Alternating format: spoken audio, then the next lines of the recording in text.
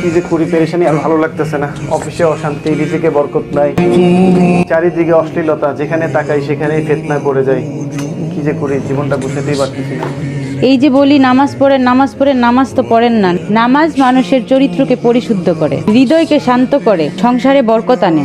যতই ব্যস্ততা থাকুক, 5 ওয়াক্ত নামাজকে আঁকড়ে ধরো। নামাজ শুধু দায়িত্ব নয়, এটি আল্লাহর সাথে সবচেয়ে কাছাকাছি যাওয়ার মাধ্যম। আল্লাহ কোরআনে বলেছেন, ইন্না সলাতা তানহা আনিল ফাহশাই ওয়াল মুনকার।